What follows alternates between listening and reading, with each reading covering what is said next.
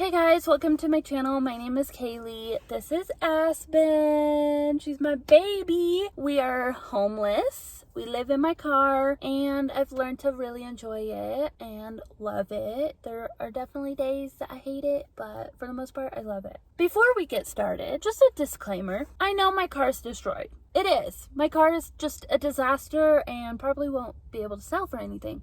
But at the end of the day, I have a car that can drive. That's all that matters to me. Don't think about commenting on that or my dog because she only did that because of a certain situation.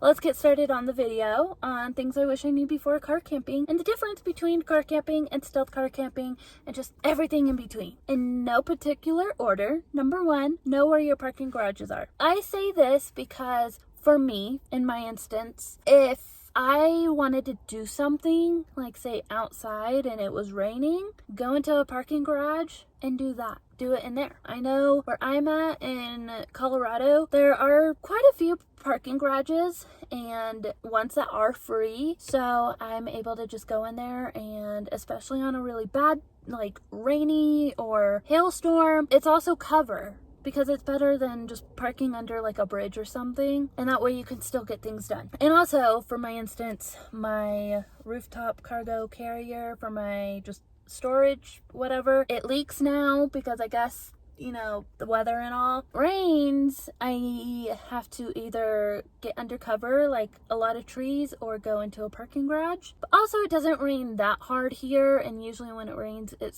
stops after an hour or two, so it's not a huge deal. But it's always good to know where your parking garages are too, because you can also stay cool. So there's a lot of benefits on knowing where your parking garages are. Number two, know your car limits. I say this too because here in Colorado, there are instances, not even here in Colorado, but when I was up in Idaho, there were dirt roads and roads that I didn't think my car could go over, like these bumpy dirt roads. Technically, my car is definitely not made for that and it can hurt my car. That's why I say know your car limits, because if you do it once, then you know next time don't do it, and if there is a road like that, then don't do it. Luckily the roads aren't too bad here, and also it doesn't even have to do with like what roads you can and can't go on. It's also good to know for the summertime, when it rains, when it's winter time, because there are some people out there that will just drive crazy no matter what the weather is like,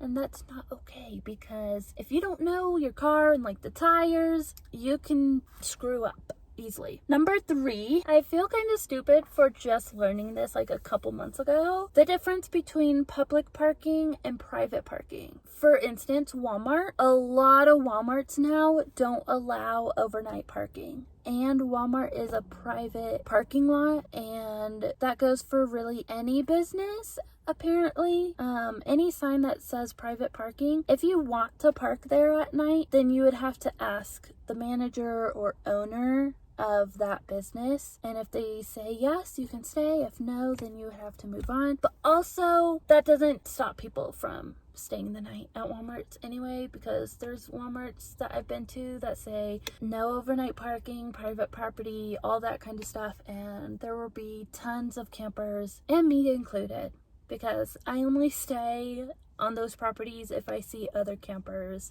as well. Anyway, private property is basically owner owned, so you'd have to ask the people if you can stay for the night. Public parking is public parking, obviously, and you can park there. As long as it doesn't say no overnight parking, you're good. And also, if it does say no overnight parking, you still can ask if you can stay. It's your choice on if you want to take the risk or not. And then number four, bathroom situation. So this is definitely different for everyone, and everyone is different on how they perceive like what's nasty and what's not nasty and the furthest they'll go. And let's just say I'm not around the bathroom all the time, you know, by a bathroom where I can just go in and go. I have a situation, you know, a lot of people, especially for instance, like when I get off work, it's like after 10, and especially where I work now, there's no place that I can just go in and use the bathroom unless I went back into work and went to the bathroom. I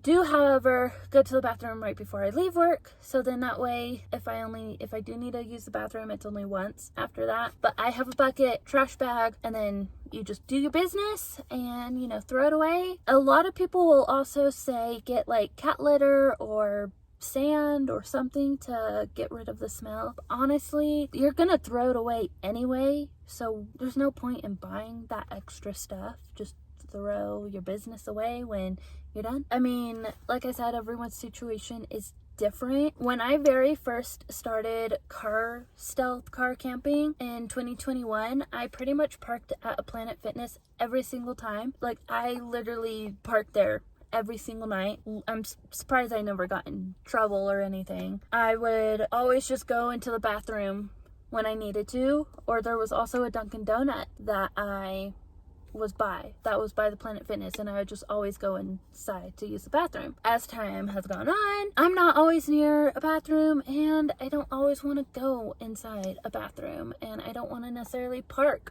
by a restroom every single time, especially since I have Aspen, because like I want to park somewhere where she can just be let out for the most part on my lead. Number 5, equipment. Everyone has their opinion on what they need and don't need, and what they can survive off of and what they can't survive off of. For my case, all I have is a power bank station. That sucks. It doesn't really suck, it just actual like outlet plugs, so like a laptop charger or like a heating blanket for the winter time.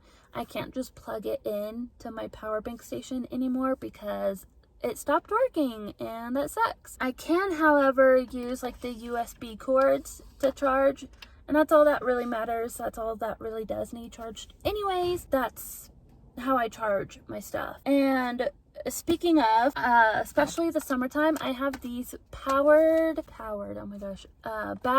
powered fans, and I plug it into the power bank station because a lot of fans nowadays is like electric, and I don't have electric in my car, so I have to get battery. Anything that I need electric wise, it has to be battery operated, or else I can't use it or have it, and I'm okay with that.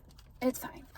I don't necessarily like having the cords all around, but it is what it is. It gets me by, so it's fine. Number 6, storage options. So you can get a storage unit if you actually have someone's address that you can use, or you can do storage on top of your car, the back of your car. There's actually endless options for storage. Not endless options, but the rooftop cargo carrier that I have, I didn't think there were any for sedans, but I looked it up on Amazon and I found it. Yeah, either that or get a storage unit. Number 7, weather is unpredictable. This is definitely true in Colorado because it'll rain for an hour and then it'll stop. It'll be windy, it will be really sunny and hot, so just know your weather and how it's gonna be that day so you can be prepared. Number 8, this one I wish I would have been prepared for, and I don't know how to explain it. Like, I am shy, I'm not that very social, I tend to stay by myself and to myself. Judgment and complaining, I just ignore it, honestly. That's all you really can do, is just ignore it, because like there's really no point in getting into a fight over it. There are people out there that believe certain things and their perspective is different, and you know, we all are just living our lives. At the end of the day, if a Karen doesn't think what you're doing is okay and wants to call animal control on your dog or whatever, then at the end of the day, they're just doing what they think is right. They don't know your situation. So that's because, yeah. Anyway, because there are times where people are like, oh, you can't keep your dog in your car. And I'll just be in and out of a store. You can't leave your dog in your car. I'm like, oh, but I was just in and out. They don't know my situation, and I'm not gonna explain it to them either. I don't care. It is what it is. Unless you are in my situation, leave it alone. People just love to judge and complain and stare and just do all that negative energy talking and whatnot. I don't want any part of it. I still have a little bit of trouble with the judgment and complaining because I don't necessarily know how to stand up for myself. I'm kind of over it now. So like next time someone comments on her being in the car, I'm gonna be like, look, she has food and water, she has fans going on, she has a cooling pad. Number 9, eating. So in my situation, again, everyone's situation is different. Some people love to cook, some people hate to cook, some people are lazy, some people just have gone out to eat their whole lives. So in my instance, I've pretty much almost ate out every single day since I was 19. So I don't really know how to stop myself from eating out, and I'm lazy. I don't want to get all my stuff out, cook. This past winter, it was hard because it's very cold outside. You don't want to get out of your car. But now that it's summertime, I definitely am getting my stuff out more because I like to enjoy the weather, especially up here in the mountains. It is so nice. I'm definitely learning to cook what I have in my car instead of eating out because I need to start doing that. I would say I'm in between being lazy and I'm so used to just eating out since I was like 18, 19, but that's all I really know. Like, I do know how to cook, but also I can't really cook what I actually want to eat living in my car. I only have this single propane stove. So, and last but not least, number 10, heating equipment for the wintertime. Everyone thinks you need this or that to stay warm, and you really don't. And again, everyone is different. So some people just cannot stand the cold and they do need certain equipment. In my instance, this past winter, I was like half of it, I was pretty much in Montana, and then I came here in Colorado in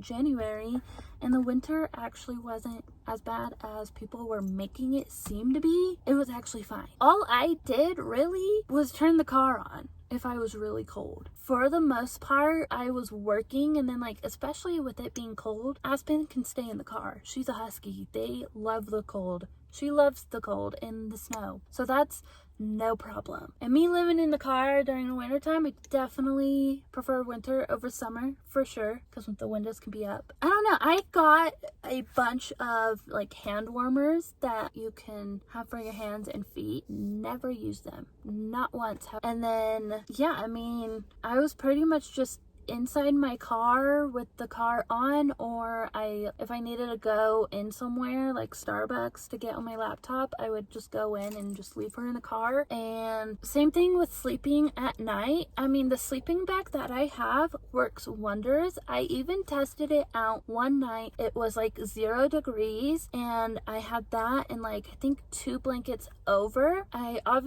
only had like leggings and then some socks and a long sleeve shirt on, and I was fine for the night. I was so surprised because I'm like, I could have done that all the other times that it was -0 out. For me personally, I love the cold. I love the cold weather. I think I'm definitely getting used to it because I hate the heat. I hate it, and I feel like I just thrive more in the wintertime, and you can get more privacy in your car in the wintertime too. I love that.